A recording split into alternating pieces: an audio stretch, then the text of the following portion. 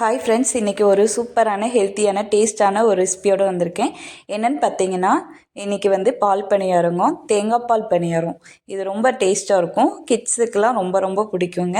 இதை எப்படி பண்ணலாங்க பார்க்கலாம். அதுக்கு முன்னாடி நம்ம சேனல் மறக்காம சப்ஸ்கிரைப் பண்ணி வச்சுக்கோங்க. இதுக்கு ஒரு அரை கப் பச்சரிசி, அரை கப் உளுந்தம்பருப்பு எடுத்துக்கோங்க. இதை தண்ணியில் 2 தடவை 3 தடவை நல்லா கழுவி எடுத்துக்கோங்க. இந்த மாதிரி கழுவி எடுத்ததுக்கப்புறம் இதை தண்ணி ஊற்றி ஊற வச்சுருங்க. நல்ல தண்ணி ஊற்றி ஊற வச்சுக்கோங்க. இது 1 மணி நேரம் ஊற வச்சுக்கோங்க.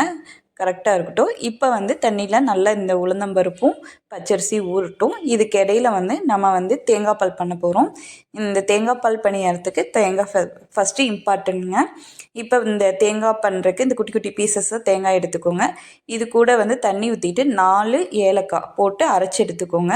இந்த மாதிரி பால் எடுத்துக்கோங்க. இப்போ இந்த பால் நல்லா வடிகட்டி எடுத்துக்கிறோம். புழிஞ்சு எடுத்துக்கோங்க. உங்கள்கிட்ட காட்டன் துணி இருந்துச்சுன்னா அது மாதிரி அதில் போட்டு நல்லா புழிஞ்சுக்கோங்க.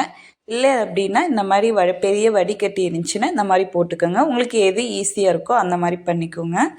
இப்போ இதை போட்டுட்டு நல்லா கைகளால் நல்லா ப்ரெஷ் பண்ணுங்கள். நல்லா அமுத்தி விடுங்க. இப்போ இந்த பால் எல்லாமே கீழே வந்துடும், தனியாக வந்துடும். நமக்கு சக்கை மேலே நின்றுக்கும்.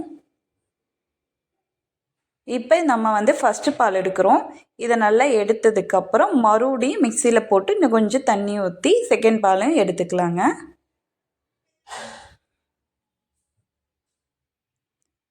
இப்போ இதை நல்லா அழுத்தம் கொடுத்தீங்கன்னா உங்களுக்கு இந்த பால் பூரா தனியாக வந்துடும். பாருங்கள், பால் நமக்கு திக்கான பாலாக கிடைச்சிருச்சு.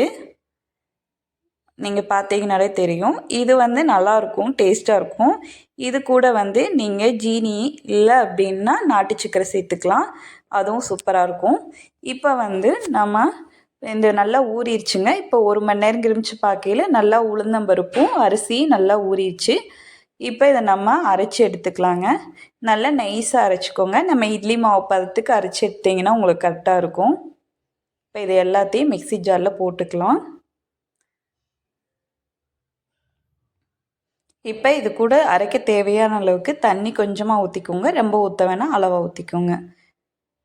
இப்போ இதை நல்லா அரைச்சி எடுத்துறோம். இந்த மாதிரி பக்குவத்துக்கு அரைச்சி எடுத்துக்கோங்க. கையில் இது பண்ணிங்கன்னா உங்களுக்கு ட்ராப் அந்த இது மாதிரி விழுகணும். இட்லி மாவு பதமே கரெக்டாக இருக்கும். இப்போ ஒரு பேன் வச்சு எண்ணெய் ஊற்றிக்கோங்க. எண்ணெய் நல்லா சூடானதுக்கப்புறம் நம்ம கைகள் அள்ளி குட்டி குட்டியாக போடணுங்க. அதுதான் பால் பணியாரம். இப்போ பாருங்கள், மாவு இந்த மாதிரி கப்பில் எடுத்து வச்சுருக்கேன்.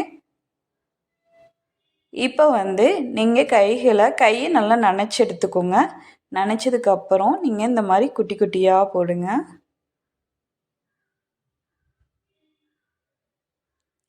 இந்த மாதிரி ஒன்றோடு ஒன்று ஒட்டாமல் கொஞ்சம் தள்ளி தள்ளி போட்டுக்கோங்க. உங்களுக்கு எடுக்கிறதுக்கு பரட்டி விட்றதுக்கு ஈஸியாக இருக்கும்.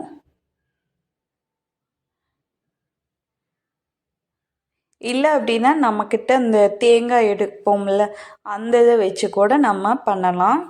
நான் இது ஈஸியாக தான் இருக்கும். டக்கு டக்குன்னு கையிலே பண்ணிடலாம். அதனால் கையிலே இந்த மாதிரி குட்டி குட்டியாக போட்டு எடுத்துக்கலாங்க.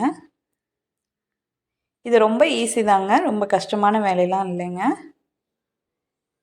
இந்த மாதிரி குட்டி குட்டி பீசஸாக போட்டுக்கலாம்.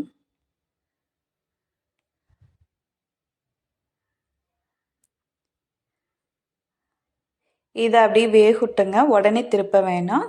நீங்கள் இதை அடுப்பை மீடியம் ஃப்ளேமில் வச்சுக்கோங்க. இல்லைன்னா அடி பிடிக்க சான்ஸ் இருக்குது.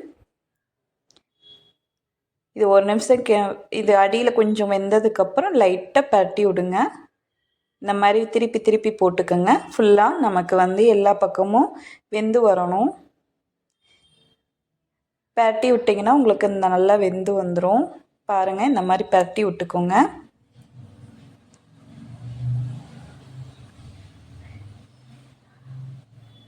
இப்போ பாருங்கள், இந்த மாதிரி எடுத்து விட்டதுக்கப்புறம் இது எல்லா பக்கமும் நல்லா வெந்து வந்துடணும்.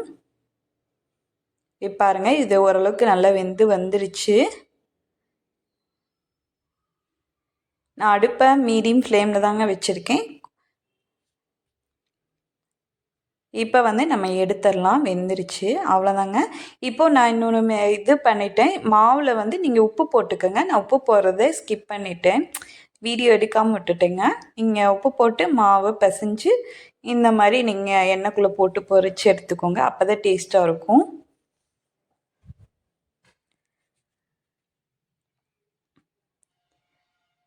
அவ்வளோதாங்க. எண்ணெய் வடித்ததுக்கப்புறம் இந்த மாதிரி ஒரு பிளேட்டில் மாற்றிக்கோங்க. இதுலேருந்து நம்ம சாப்பிட்றதுக்கு தேவையான அளவு வந்து எடுத்துக்கிட்டு, இது கூட நம்ம தேங்காய் பால் அரைச்சி வச்சுருக்கோம் பார்த்தீங்களா, தேங்காய் பால். இந்த தேங்காய் பாலில் நான் ஆல்ரெடி சர்க்கரை போட்டு கலந்துட்டேன். நீங்கள் வேணும்னா போட்டுக்கோங்க. நான் அதே வீடியோவில் எடுக்கலை. அவ்வளோதாங்க. இப்போ இந்த தேங்காய் பாலோட இந்த பால் பணியாரம் சூப்பராக ரெடி ஆயிடுச்சு. சூப்பராக இருக்குங்க. ரொம்ப டேஸ்ட்டாக இருக்கும். ரொம்ப ரொம்ப ஹெல்த்தியானதுங்க. தேங்காய் பால் பணியாரம் தயாராகிடுச்சு.